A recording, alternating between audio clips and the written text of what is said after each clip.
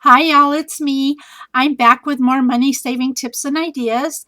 And I was trying to figure out how to number these tips and ideas because today there's quite a few, but I think I'll break it down to 16 and 17. And because I'm going to show you how to use a couple of items that we have in our stash that we may have otherwise forgotten about, or we only know one way to use them, or excuse me. So I'm going to go ahead and just kind of throw them both together and go from there. So let's call this 16 and 17. So the first one I'm going to show you is going to be something fun you can do with buttons. And let's see, I'm going to use this one and this one. So I'm going to show you two different things you can do with these.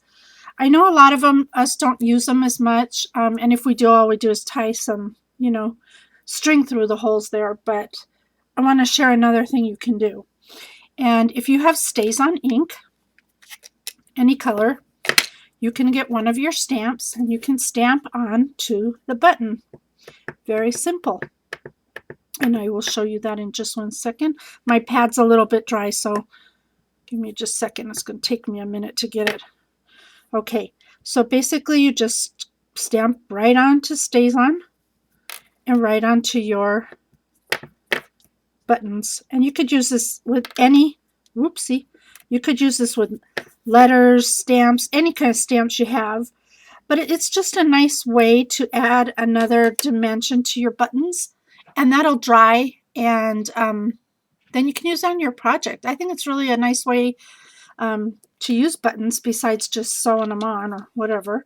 So that's one way you can use these. Now the other item that we have in our, the two items I'm discussing are going to be stamps and rub-ons, because we all have rub-ons. I am guilty. I mean, I've bought rub-ons, like tons of them.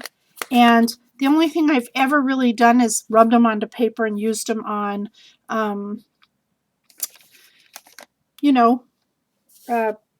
layouts and pages and stuff like that.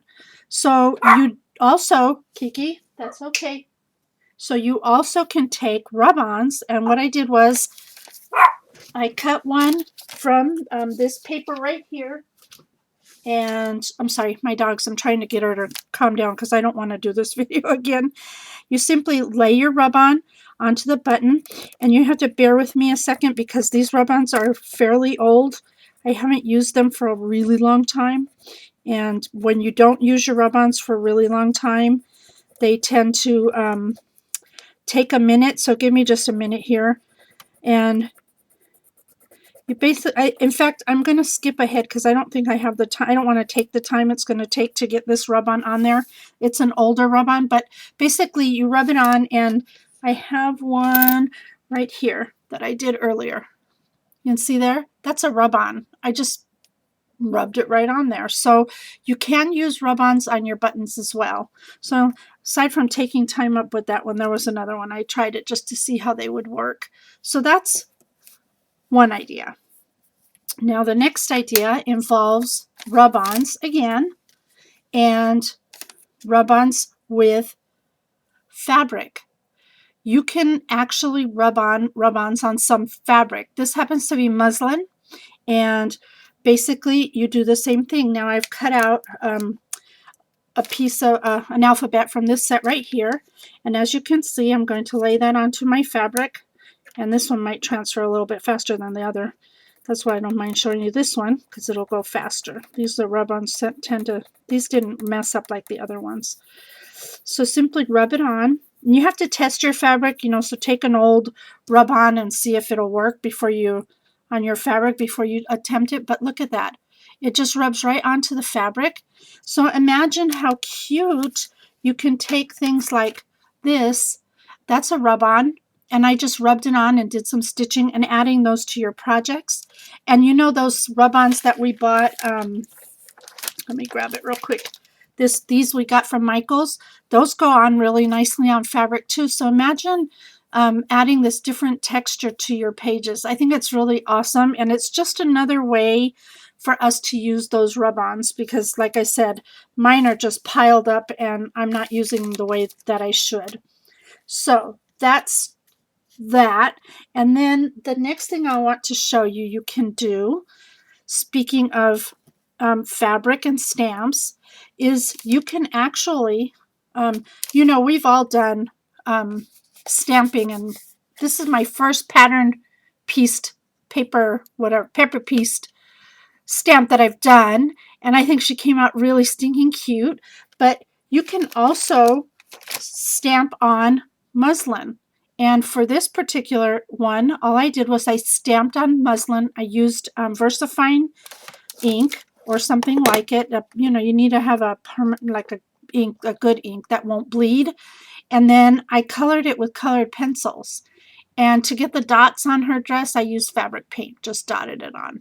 And I'm not saying like this looks like 100% perfect, but it's just another way to use your stamps to get another texture into your work. And I think this would be cute in a sewing kind of fashion magazine, mini or something kind of like that. So try it on your fabrics and see what you can come up with.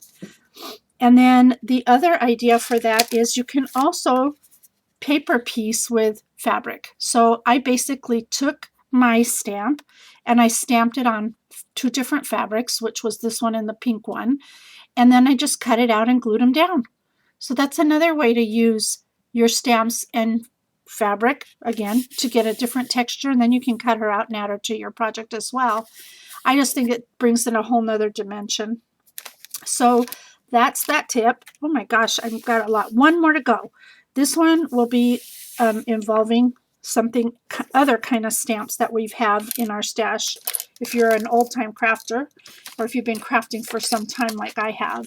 And that involves foam stamps. How many of you had bought every set of Making Memories foam stamps when they came out? I have a whole box of them. Anyhow, these are some foam stamps that I've had for a really long time, and I haven't used them as much as I did when I first got my stamps, but I just want to show you another way to use these stamps. And for this, you need some kind of wet glue. And what you're going to do is you're going to glue, and give me a second, let me get my glue going here. Of course, it's going to block up when I need it to work. Hold on. Sorry, guys. Always happens, never fails. I even poked it first to make sure it would be ready. So you're simply going to put some glue right onto this foam stamps. I tried this with rubber, just acrylic stamps and stuff, but it doesn't have the same, maybe if you have a stamp that's solid, that doesn't have a lot of lines and stuff in it, it would work. But just for this purpose, I think the foam stamps work best. I'm not going to do this whole thing because I'm just trying to show you how this works. So you basically put some, and I'm going to do 2 things at once. I'm going to take this foam stamp as well, and I'm going to go ahead and put some glue on this one as well so I can get them both done at the same time, just to give you the idea. Come on. There it goes. Got stuck again. 1 second. This thing is so pain in the behind. Okay. So anyhow, so now you get your stamps with a lot of glue on them. And then, whoopsie, you're simply going to stamp that onto your project or your paper, your page, whatever it is that you're working on, and then remove them right away after stamping. So I'm going to do this one and press it up, pick it up, and then you're going to sprinkle some glitter on that one. And then I'm going to take this one and stamp it down and pick that up. And I'm going to sprinkle some glitter on this one. And you're going to see that with your stamps, you've created, get a paper here, another texture or another element for your backgrounds. And let me just shake that off a little bit here. And look at that. Isn't that awesome? Oh my gosh, just another fun way to play with those foam stamps that we've stashed away and don't use anymore. And what a nice background this adds and element to your pages or your whatever it is that you're doing. So there you go. That's tips number 16 and 17. I hope you enjoyed them. It was a lot of fun playing around today with all these different things, trying to see what I could come up with. So stay tuned next time. I'll see you then. Bye.